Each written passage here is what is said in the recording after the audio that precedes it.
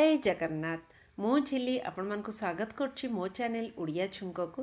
आज चलतु गोटे लंका आचार बनैबा जो मार्केट रे शीत दिन रे एमती बड़ बड़ लंका आसे आउ ए लंका को आमे पकुड़ी आकार रे बेसी खाई थांती किंतु याको आचार बनेकी केबे देखंतु आचार टेस्ट यार बहुत बढ़िया आसे तो याको आचार बनिया पे प्रथमे आचार मसला तैयारी करिबा जोथि पे कि मैं एठी आधा कप धनिया गोटा धनिया आउ 1/3 कप जो पानमधुरी 1/4 कप सोरिष दी बड़ चामच मेथी और दी बड़ चामच आमर कला जीरा नहीं ए सब को आम भाजिक यार पाउडर बनैबा किंतु भाजवा को आगे कढ़ई आम भल भाव पूरा गरम करदे तापर फ्लेम को लो कर देकी आम कौन करवा आगे धनिया को भाजवा कहीं धनिया जनराली भाजापी टे बहुत टाइम निए से धनिया को भाजवा और धनिया को आमको किसी ना 5 ରୁ 6 मिनट जाके आमको भाजबार अच्छे कहीं धनिया जो 5-6 मिनट भाजवा ना से बहुत बढ़िया फ्लेवर आसो जमी आम पान जो धनिया खाती से टाइप्र फ्लेवरटा आसो तो आपण मैंने से ही जानीपर आम धनिया हो गला तो मुझे 5-6 मिनट धनिया को मीडियम टू लो फ्लेम रे भाजिला परे एबे 2 मिनट पाई मु पानमधुरी को भाजी से पानमधुरी को ऐड करदेली एबे पानमधुरी को भी सही मीडियम टू लो फ्लेम रे मु 2 मिनट भाजीबी तापर 2 मिनट भाजी सारला परे पानमधुरी भी गोटे बड़ बहुत सुंदर बास्ना एबे आसुची एबे गैस को बंद कर देकी एथरे जो बाकी आमर थिला जो सोरिष मेथी आउ कला जीरा ताकू पकईदेवी मेथी कला जीरा आ देखो मुझे सोरिष पकईदेली आपण मानक मुझे देखा आमर जो गैस जो फ्लेम अच्छी मु बंद कर देइछि कहीं एबे कढ़ई आमर बहुत गरम अच्छी आउ पानमधुरी आ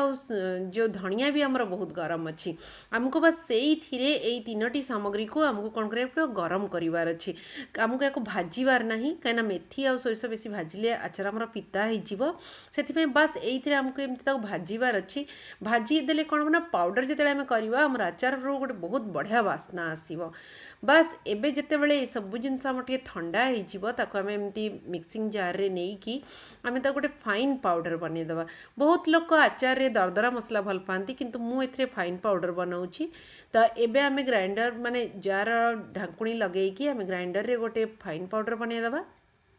आपण मैंने देखंतु आमर आचार मसला एबे तैयारी हो जाइए बहुत बढ़िया मसला तैयारी होती बहुत बढ़िया बास्ना आसुची तो एबे कौन करवा ए लंका गुड़ी को आम एबे काटिबा तो ये जो लंका गुड़ी को मुझे कौन करी पानी रे भल भाव धोईकी 2 दिन है या खरारे भल भाव सुखई थी जहाद्वारा कि एथरो पानी अंश पूरा सुखीज आचार आमर जल्दी खराब हेनी तो एबे आचार ये आमर लंका गुड़ी पूरा ड्राए हो जाइए एबे ताको मु एमती कैंची रे एमती छोट छोट काटुची आपण पनिकी किंबा छुरी साहाय्य भी एमती छोट छोट आकार आपण काटी परिबे बहुत लोग या गोटा भी बनाती आ बहुत लोग या ग्राइंडर रे भी ग्राइंड करके बनाती किंतु आज आम या काटिकी बनैबा आ काटिकी बनैले ना बहुत टेस्टी लगे तो यहीपरि भाव में आम कौन करवा सबू लंका गुड़ी को एमती काटिदेवा काले राग थी बोली मुझे कैंची काटुची एबे देखंतु लंका गुड़ी को मुझे काटिकी पूरा तैयारी कर देइछि सबू लंका काटी देइछि ता संगे मसला जो आचार मसला आमर सेटा प्रस्तुत हो जाइछि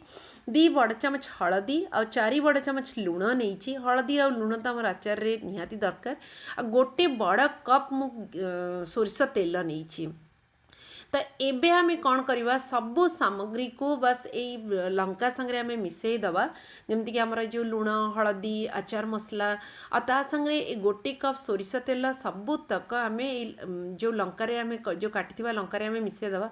मिसई कि याको आमे बहुत भल भाव में मिक्स करवा आपण जो मिक्स करवा प्रोसीजर टाको किछि ना 2-3 मिनिट जाके मिक्स करेंगे कहीं जहाद्वारा कौन हम ये जो मसला पाउडर तेल लुण हलदी लंकार जो गैप अच्छी लंका भितर से सब भितर पशिज जहाद्वारा कि खरार जिते आम रखा ना आम आचार बहुत शीघ्र नरम हम और बहुत शीघ्र तैयारी हो तो एबे तो मुझे माने गोलई देली किंतु काच बासनटा को बाहर खरार रखा गोटे डर लगुच से मुझे प्लास्टिक जगह रखुची आपण भी एमती प्लास्टिक जगह रखा उपरे ना गोटे जाली लगेगी ताको आपण माने खरार रखंतु खरा जदि टाण अच्छी तो 4 दिन रखंतु नहले 4 ରୁ 6 दिन खरार रखा पड़ो खरार रखिले आचार आमर नरम हो मोर तो खरा बहुत बढ़िया थिला से मु 4 दिन पर आपन को देखाऊची मु एमती गोटे जाली रे ही ढाकुणी लगेकी खरारे रखुथिली तो एबे आपण देखंतु आचार केमती आमर सांकुरी जाइची आ सांकुरी की केते कम हो जाइची आ आचार ना टिके नरम भी हो जाइची मुझे ये गोटे कथा कह भूलीगली आपड़ जब काठरे एमती काठर जो स्पाटुला थाए से गोलाउंट ताहले ताकू आचार एमती रखंतुनी कहीं काठ जो ना आम तेल सब आब्जर्व करनब से एमती स्टील स्पाटुला या कि स्टील जो स्पून रे आपन ताको मिक्स करंतु।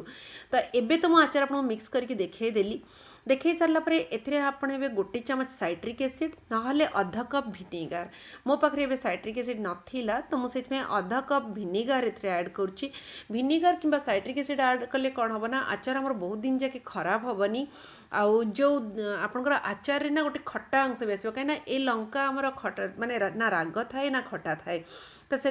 अधा कप आम विनेगार देकी पूरा गोटे दिन एबे खराए रखिबा तापरे गोटे दिन पर आपण आचार देखंतु आचार आमर बहुत सुंदर प्रस्तुत हो जाइए।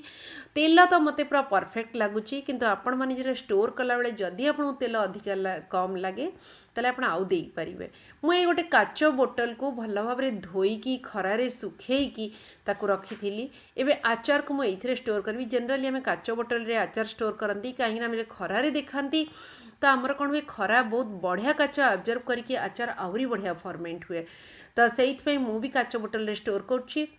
आपण मैंने या बस गोटे ओदा चामच रे कि ओदा हाथ में काढ़तुनी आपण या सुखिला चामच रे आचार को काढ़तु आ गोटे वर्ष कहीं 2 वर्ष जाकि आचार को परोटा सांगरे हो कि भात सांगरे हो कि मुड़ी सांगरे हो कौन भी आप एंजॉय करंतु। आपको केमती लगला कमेंट सेक्शन रे बताया को भूलिबेनी। बहुत बहुत धन्यवाद।